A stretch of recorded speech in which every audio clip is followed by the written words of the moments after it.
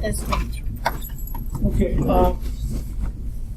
I think you're using Kurds as an umbrella name, which is true. I think what we heard is there are so many different types of Kurds, and I've been struggling with this, understanding the dynamics within the Kurdish society itself.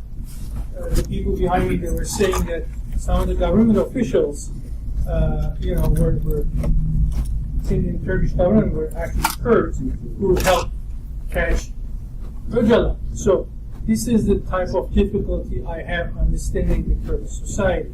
So my question to the Kurds would it be an oversimplification to say that the main division between the Kurds is the religious division, specifically Sunni versus Alevi? Is this the type of division we're talking about, or is it just oversimplification? I don't know. Besides the Ashirets and everything else, but is this a main division? That, in other words, the Sunnis are mostly with the Ak Party and the government, and the Alevis are sort of more modern, progressive. I would like to understand that. Minister will answer. Can you, France, maybe Minister answer? Okay, yes, please. Just want to respond to the friend's question and just elaborate a little further. I did first disagree that Kurds are very disorganized. Kurds never been that organized and that powerful in history. And Kurds right now just basically is under PKK representation, Talabani, Barzani, Quran, and I can also count as Erdogan. Because in Kurdistan, in Turkey, the only power is PKK and Erdogan. It's shared between two of them. Whose Sunnis are also voting for PKK, Alevis are voting for PKK, but there's some, just like Hamidiye Suarez, there's some of them, they're voting for Erdogan. That's where the division is.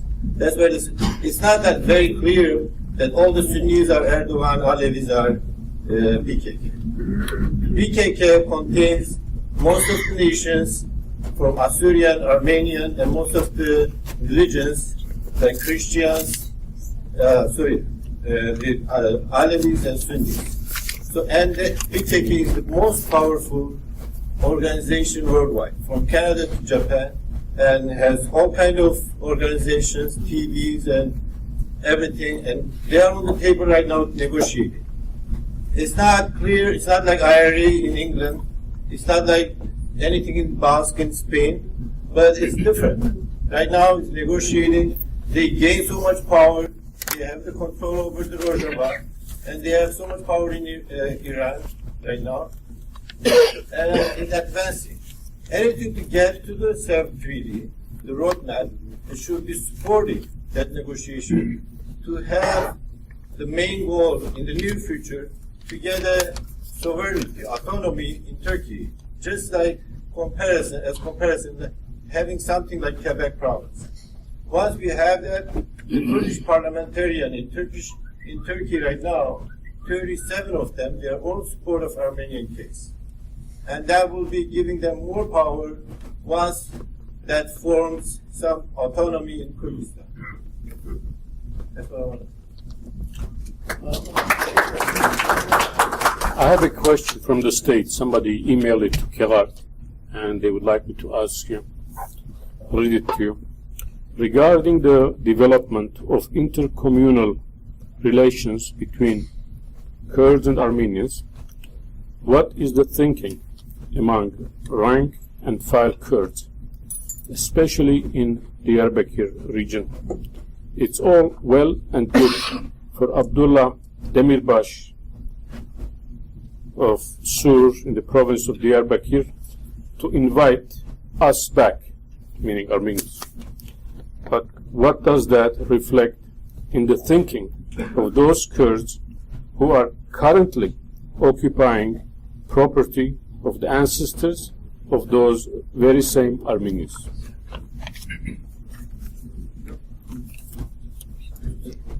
Any of our Kurdish friends would like to tackle that one? Check the circle, sorry. Okay, I'll say it one more time, in a louder voice. Okay, sorry, I didn't know you could hear. Okay, I'll read one more time. Okay, regarding the development of intercommunal relations between Kurds and Armenians, what is the thinking among rank and file Kurds, especially in the Diyarbakir region? It is well and good for Abdullah Demirbaş, mayor of Sur in the province of Diyarbakir, to invite us back. But does that reflect the thinking of those Kurds who are currently occupying property of the ancestors of those very same Armenians? Anybody? Yeah. If you want to answer. Actually, you have to answer that question. Yeah, I can answer. It's for the panel. It's, you you go ahead. I'm not talking about Kirkuk, he's talking about Diyarbakir. Okay. With that, I gather from what the question is, it's nice to hear that Demirbaş and others are saying that, come back and you're welcome, this is your home and so on. But what's the feeling of the rank and file Kurds who live in that area to the return of Armenians? well, this is, Just a second, please. because Go Abdullah Demirbaş, he's Please, elected please. a few times as a mayor of Excuse me. Sur. He's one of the effective people in BDP in Diyarbakir region. When he said that, I find his statement credible and true, and I don't think there would be any hurt feeling among the Kurds, actually. Because when we look at my friends answered the question about the religion. Those, for instance, the BDP captures 10 provinces. When look at those provinces, are the all population except Dersim, Sunni Kurds. Those are Kurds who were actually politicized and, supported Kurdish liberation movement, don't care much about the religion, because they have to take a right side and vote for the Kurdish liberation movement. However, those who are not, educated and not politicized, and more actually added to the Sunni faith, of course they vote for the AKP. When such a figure within BDP makes a comment, "Welcome to Armenia," I found it's really nice to hear that, and it's credible. Again, I'm repeating. But will it be supported by the people in general? It's good to hear from the leadership, the elite, who know what's going on. But we know that most people, they don't know history. They don't know what are the ramifications. Otherwise, they wouldn't have voted for Erdogan recently in those provinces that you were telling about. So how do the people, do they accept that Armenians come? Well, as I said, Diyarbakir is more politicized, and the region always in the Kurdish party is always victorious, wins majority, and I think Diyarbakir is really, people of Diyarbakir is always been focus of the Kurdish struggle, and also we also consider the capital, and they deserve actually to be called victorious, and I found that again, it's nice statement, and I don't think many people will object to that. Good. Yes. Okay, I am going to give the answer. I am Armenian and Diyarbakir. Diyarbakir, our church, we have a default 47 property. Now we have a 68 because Kurdish people and municipality, they help us and they are giving us more opportunity to go over there. And personally, we speak to municipality leaders because our graveyard is part of the building. Osman Baydemir said, we are going to give Armenian community another property or money. They try to as much as help us. This is one case. But the other hand, we are going, 2-3 years ago when we opened our church, people of Diyarbakir, they delighted, they tried to as much as help. And Kurdish people, some of them, when we go, they have a, I believe, real problem is still religious. They have a distance to Armenian people because mostly they Muslim. If any time come together the Kurd, they have some kind of distance.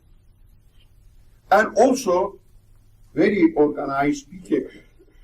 That's very good organization, but even their spokesperson, one lady, last year they made some statement. They said, Armenian issue is not important. They always, Kurds, they are going to be, look big picture.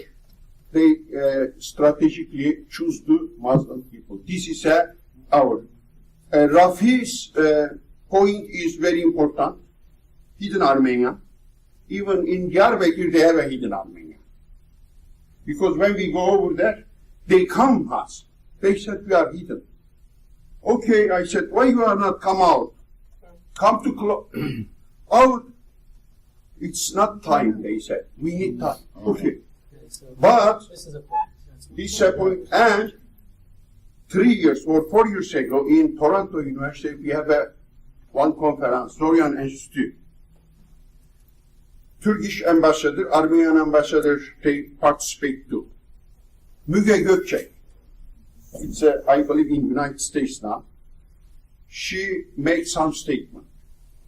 She said, I am not guilty, but I accept Armenian genocide.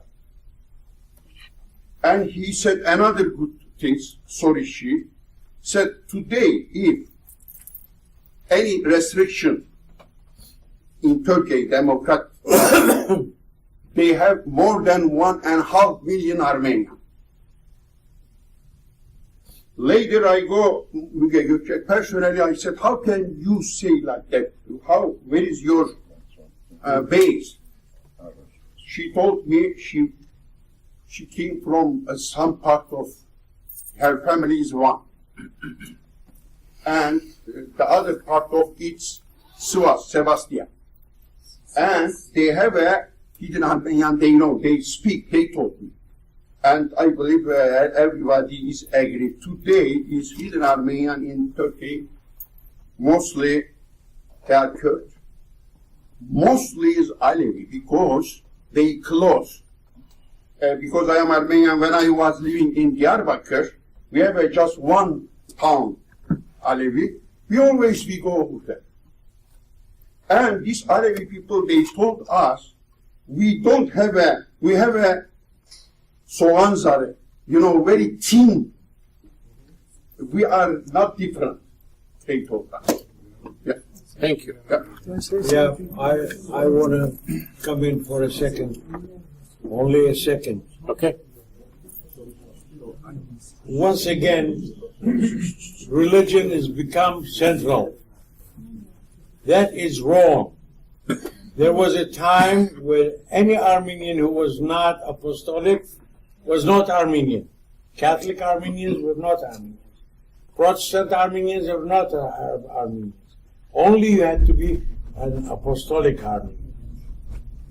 Now I want you to consider the fact that there are 200,000 Hamshin Muslim Armenians. You've got to, I just wanted to plant this in your thinking. There are 200,000 Muslim Armenians. All right, you make whatever you want out of it. You said something? Yeah, because about the hidden Armenians, I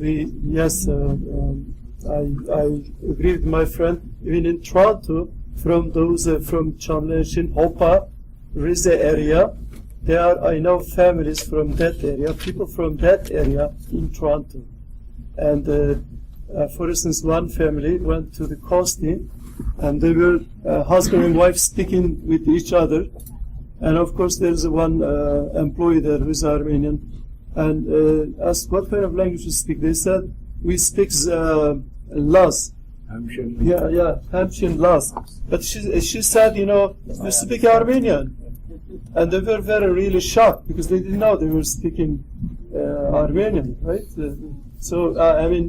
Yes, I agree that there are many people like Kurds or Alevis. Alevis also assimilated for centuries. They had to hide their identity. Okay. And 5 more questions. out of fear. The same like Armenians. Okay, 5 more questions. We're running out. Go ahead. Yes. Yeah.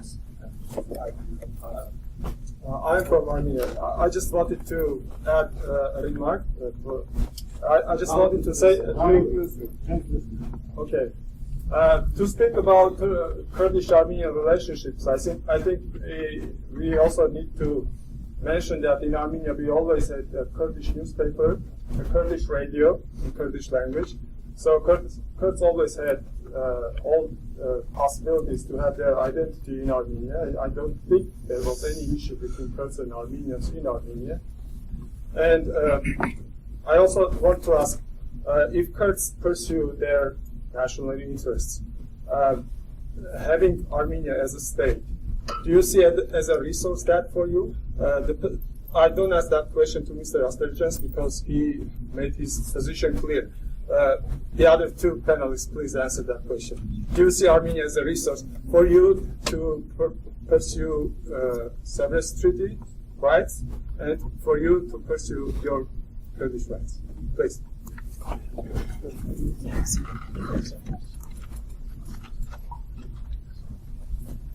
In my opinion, I don't think if Armenia was a normal, powerful state, then maybe could have some benefit because Kurds don't have a state yet and use that. But if Armenia can help itself, that's enough. I don't think Armenia can help the cause. Well, last year we had this international symposium about Zaza people, Right. and Turkey was raged.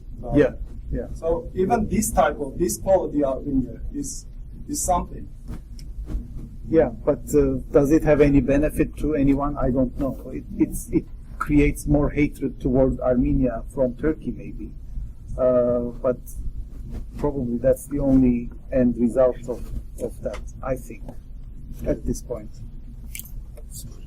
Did you want to say because? No, I think you see my friend said, he said, for instance, MPs 36, MPs used to be 36, now 34 PDP MP in parliament. So as a party, recognize, and the head of the party says, okay, if you're talking about brotherhood of people, recognize Armenian genocide. He's asking for prime minister, right? I believe that. I believe this. If the Kurdish struggle, gets momentum, more MPs, more power in Turkish parliament, it advances Armenian cause. So because they are kind of, they connected to each other, that these 2 nations had suffered and had a terrible time in history. They never fought with them, except some local conflicts, they never fought with each other actually. That's why I consider this struggle kind of inter struggle, and it supports each other actually. If you are strong, I think the Kurds will be strong, and vice versa. Who's that? Okay, go ahead. First, yeah, my name is Armeno-Kurdish. I am from Armenia, and my grandfather is from Sivas. So half of Armenian population in today's Armenia are descendants of Western Armenia.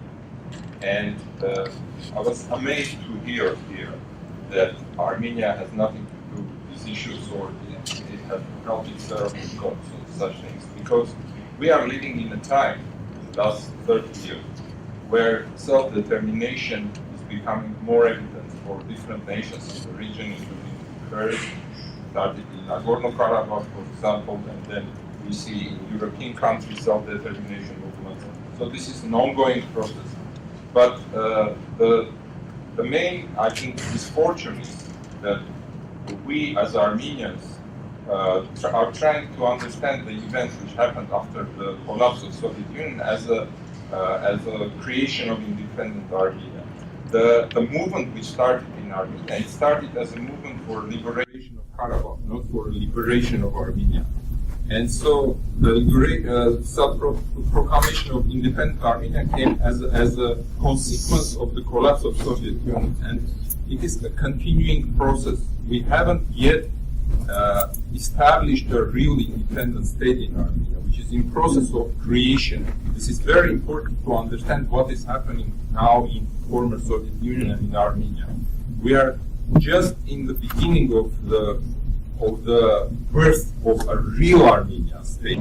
And once that Armenia will be born, then we will see real benefit of Kurdish-Armenian relationship. Right now, the leadership of Armenia is not representing the Armenian nation, it is representing Moscow in Armenia. And that's the main problem, why we cannot do things or solve things in Armenia. One important thing which I want to convey is following what I heard Kurdish colleagues speaking and Armenians speaking.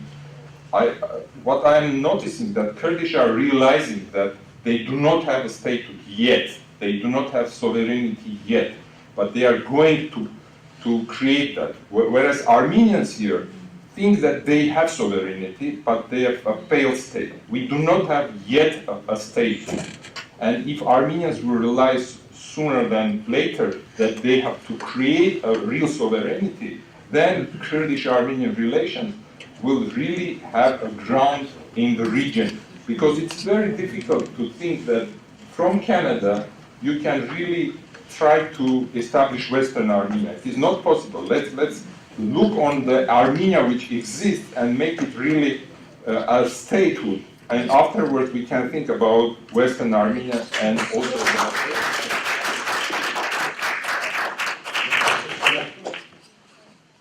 Okay. I am a citizen. First of all, I pay respect to all the panelists and Dr. Tigran Abrahamian and you yourself, you've invited me. I'm always talking pretty loud. I got 20 years in my life left. 20 years. For whatever my age is, I'm not going to discuss it. For whatever it is, I have known myself to talk and read and talk and read and talk and read. Time has come to do something real. Now, here's my suggestions, and I have arrived at this conclusion. And I've got 20 years, and I'm going to do one of the two things. Currently, I'm going to repeat something from a verse from Quran, which I did last time. Maybe Tikra can remember. Al-Usfuru fal-yadan khayran min asharatin fal-hawa. One bird at hand is better than 10 flying in the air. So current bird at hand is Armenia. Now, I am going to, for the whatever life is left in me, is to help create Armenia the way these guys, Mr. Karakin Chukazyan and people like him, they've been walking for years and years and years in the streets of Yerevan. Winter, summer, heat, rain, shine, and they want to create a new Armenia that represents a national to represent our national aspirations. And from here, I know as a solution, I can help them, whatever. That's the first one, and that's what I'm going to do, and I have been doing. The second, Severe, the Treaty of Severe, and Western Armenia. Here is my citizenship. Here is my citizenship, and my wife. We are citizens. Now that solution is also available for those that don't want to follow Armenia's line. You send $40 to states, $40, and they give you a citizenship, and they want to collect 500,000 names. Once they have 500,000 names, they submit a petition to the United Nations to create a Western Armenian, Wilsonian Armenia. Currently, as it stands, those are the two solutions that I see. Yes, I'm tired of talking and reading again and looking at it again. My role is, under 20 years, I got to help current Armenia to become a strong Armenia so they can solve all of these solutions. Kurd, Armenians, whatever nationality. Thank you very much.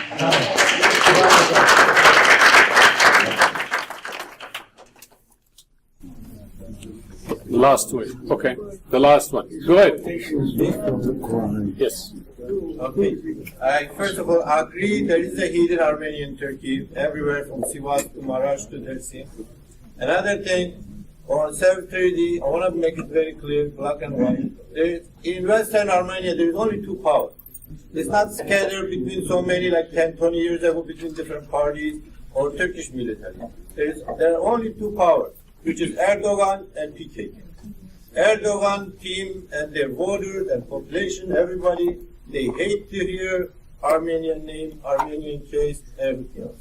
It's very clear. And there's PKK. They've proven with their 211 mayors, they've proven with their 36 MPs, they support Armenian case. That's black and white. That's the only way. Thank you.